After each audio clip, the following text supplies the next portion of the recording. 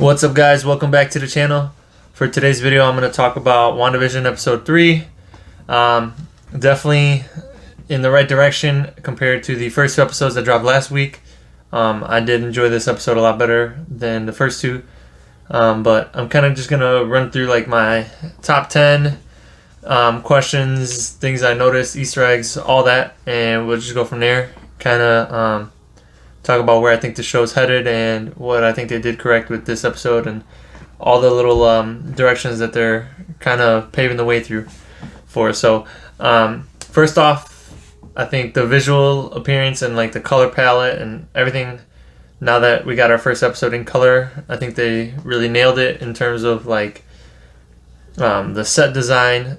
Basically the entire episode was inside Wanda and Vision's house, and I thought like the prop design was good, the color was good, everything was really accurate for like the time period that they were going for, like down to the outfits, everything. So I really appreciate that, and it was a little bit easier to be engaged when it was in color versus like on the black and white. So I thought that was a good thing that we finally got into the color episode. Moving forward, Vision, he almost had his breach. I'm just going to call it breaching the simulation throughout the rest of our videos for WandaVision. But yeah, Vision almost had his breach when he was talking to the doctor. You know, I forgot exactly what was going on with the conversation, but I think he's like realizing that something's not going on, or some stuff that's going on isn't right, and you know, their way of life and everything that's happening, it's almost like it's too good to be true, and he is starting to discover that, and he wanted to have that conversation with Wanda, and she was like, nope, rewind it, I don't want to hear it, I'm in my happy place and don't take me out of here, which is kind of like what I said in my video last week, that I really think whatever comes down to the finale of this season is going to be, maybe not even the finale, just like leading up into the finale, Wanda's going to really have to realize like, hey, I am living in a simulated reality, none of this is real, blah blah blah, and now she just gave birth to 2 kids, like I need to go back into the real world and realize like I have a life outside of all this like wonderland that I've created for myself. So I'm excited to see where they go with that. Then, you know, moving forward, we have the little Hydra soap that they teased in there. I didn't really talk about like the commercials from the first and second episode, because I feel like the commercials aren't really significant to the overall storyline. I feel like the commercials, like I was talking to Natalie, my fiance, and a couple guys from work, and my friend Greg, I think the commercials are just like a little tease to show that they are in this kind of reality, that, you know, Hydra does exist and Tony Stark does exist from the toaster and stuff like that, and Strucker with the watch, but I don't think there's any storyline that's going to come out of those commercials. I think they just added it into the show to kind of keep it like a sitcom vibe from, you know, the 70s, 80s, and whenever the hell they had sitcoms. And just like, you know, you get 15 minutes of footage, the little commercial, back to the footage. So kind of like a quick little commercial break that doesn't really tie into the overall storyline, which I think is kind of cool that they just added in there. Moving down into my number 4, we get our first look at Wanda's reality warping powers and chaos magic. She was able to bring life to the stork that was on the wall that she painted for you know, the baby's like nursery or whatever, and essentially she uses that same manipulation, reality manipulation, and all that, those powers to make herself pregnant, and then at the end of the episode give birth to 2 live beings that, you know, in the next couple episodes we'll see them grow and develop and whatever. So it's important to note that, like, for example, like in Doctor Strange, how he says like oh yeah, when Caecilius was fighting us, he was pulling energy from the dark dimension, and then we have to give that energy back. Like, energy can't be taken without giving back. Like, it's a give and take.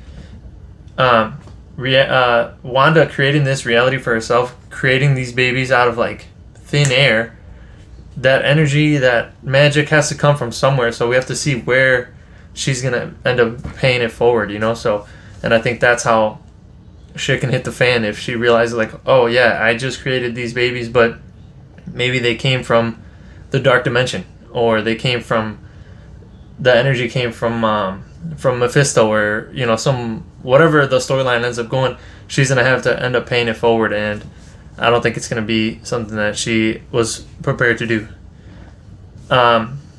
Moving on to number 5, Monica Rambeau, or the African American girl who was in there. I can't remember what her name is in the show. They give her like a pseudonym or whatever, but she is the daughter. I don't know if it's Monica or Maria. I can't remember what it was from Captain Marvel, but she's the daughter of Carol Danvers' friend. So when we watched Captain Marvel, her African American friend, who was also a pilot, she had that little daughter who was friends with the Skrulls. That's her as a sword agent in the show. So what I'm thinking happened was that she was tasked with going into this reality that Wanda has going on in her head, or whatever the case may be. She's going in there to try to get her out of it, get her out of that mind space, get her out of that like phase that she's in, and bring her back to reality, so that, you know, they can keep moving forward with whatever sword projects they have to do. But I think once she got into the reality, she ended up getting like manipulated herself, kind of like I got like a Stranger Things vibe, like the Upside Down. She went into the Upside Down. Now she's got kicked out. She's gonna have some type of remnants that sticks with her, like when what's his name, Billy? Was it Billy from Stranger Things, or Will? Whoever the hell got caught up by the Demogorgon. When he finally made it out of the Upside Down, he still had like a connection to the reality. He still had a connection to the Upside Down and the Mind Flayer and all those. So I think she went in there, tried to fix things, couldn't. She got caught up in the simulation, and now she got kicked out. So now she's going to debrief the sword agents and say, hey, look, she's having this crazy mental trip. We need to get her out of there because she's changing reality as we know it, and this could be terrible because of so and so and so. And then she also did like the connection to Ultron.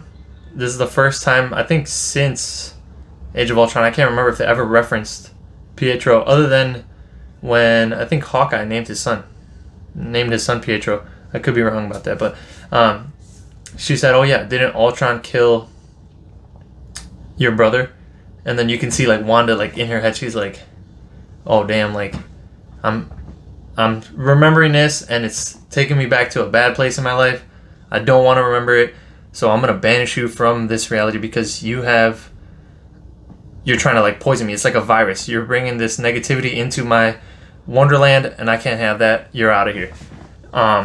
So I thought that was cool. Like, you know, it kind of clicked in her, like, hey, maybe something is going on. Wanda does know that she did have a brother. He was killed by Ultron, and she's trying to deny it. And we saw what happened. She kicked Monica out of there.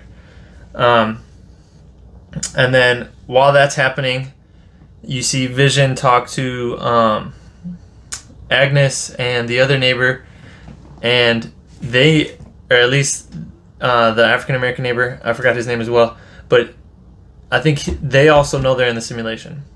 So the question is if they are also sword agents. I don't really think so. I think they're just part of like her simulation. She created them as like a figment of her imagination, and they're not really sword agents, but they know they're in a simulation. Like the guy kept wanting to say to Vision, oh yeah, we're in a, and then Agnes kept looking at her like, no, you can't tell them we're in a simulation. Don't say anything, whatever. But yeah, it's starting to crumble, and before we know it, I'm giving it maybe 2 or 3 more episodes, and they're gonna break through the simulation. Wanda's gonna know that this is all fake, and shit's gonna hit the fan real bad. But yeah, after all the interactions that Vision had with them, he goes back into the house and they have their kids, the twins, Billy and Tom. So from the comics, I'm bringing out my little encyclopedia for this one. For those of you who do not know who these guys are or who they grew up to be, here we go with Speed. He is Tom. He was, I believe, the firstborn. So I'll read you this little blurb over here. So it says Tommy Shepard thought he had been born and raised in New Jersey to Frank and Mary Shepard. In fact, he and Billy, the other son that was born, of the Young Avengers, were product of Scarlet Witch's powers. Desperate for children, Scarlet Witch had created twin boys for herself out of the lost souls, but Mephisto eventually came to reclaim them. So, like I was saying, the energy that she had used earlier, she might have taken it from a different realm and might have to give it back or whatever the case may be. But as we can see here, Tom, Speed, he basically has the same powers as Quicksilver, her brother Pietro. And even on here, there's a little picture of them together. And he says, Tommy bears a striking resemblance to his uncle Quicksilver. So he's basically just like a young version of Quicksilver. And then let's move over to Wiccan or Billy Kaplan. So here he is, right here in this corner, and it says Billy Kaplan thought he was the eldest son of Jeff and Rebecca Kaplan. In fact, he and Speed of the Young Avengers were products of Scarlet Witch's powers. And then same thing, desperate for children, she created them out of her own magic and blah blah blah. And his powers, he's able to cast spells, generate light, and he can fly. So he has more, like, I guess if you want to talk about it like Wanda and Vision, he has more powers like Vision. You know, he can fly, he can generate light like the way Vision does with his Mind Stone. And what else did it say? Oh, and he could cast spells, whatever the hell that means. But it's kind of funny because he wanted to name the son, I'm pretty sure he wanted it to be Billy, and he has powers like Vision. And then Tom has powers like Wanda's brother Pietro. So that's pretty cool. It's a little nod to the Young Avengers that I think they're going to try to set up moving forward in the MCU, whether it be a Young Avengers movie or a Young Avengers Disney Plus show. They have a pretty set roster right now. If you include Billy and Tom that were just born, moving forward with the timeline from the show, if they speed it up, like every episode is another decade, they can really age the kids to grow up throughout the show real fast, and then bring them into reality, and then have them for these other projects, MCU projects. But they have Speed, Wiccan, so Tom, Billy, Stature, which is Ant-Man's daughter. She aged an extra 5 years because of the blip, so she's a little bit older now and can take on the role of Ant-Man. We got Kate Bishop, who's coming up from Hawkeye, the Hawkeye series. She's going to be like his protege and a younger version of him, so she is like the young Hawkeye. And then Spider-Man, obviously the youngest Avenger as of right now. So, I mean, that's a solid team of 5 right there. And then, you know, maybe they can get 1 or 2 more, and then they have their Young Avengers project. And considering Spider-Man would be the oldest at that time, he could be like the leader of the Young Avengers, and they could do different projects with that. But yeah, I'm interested to see where they go with it, how quickly they age the babies throughout the rest of the season. And, you know, if maybe we get to see their powers or some form of their powers manifestation, and then, you know, she can bring them into the real world and they can start helping the team out. I think that'd be pretty cool. And then lastly, kind of like related to what I said last week, also from the book, and a little bit earlier in this episode or in this video, Mephisto, I think if he's not included in, or if he's not written into the script for this show, I think it's a big missed opportunity, because there's so many ties to him, especially now that she has her kids. I think they can easily tie it into Mephisto and say that Mephisto is the real father of these kids, and he used his magic to manipulate Wanda into creating an embodiment of them. And I don't know. I think they can go many different ways with the storyline, with the way it's going now, and it's definitely a lot better than it was than when we left off last week. So I'm excited. Let me know what you guys think of this week's episode. Let me know what you guys are most excited about for the rest of the season. Let me know what questions you guys may have, anything that you think might have missed or you might have missed, and yeah, we'll keep it going. I'll be putting out a video every week for WandaVision, basically every week for anytime we get new Marvel content. And yeah, we'll see you guys next time. Thanks for watching.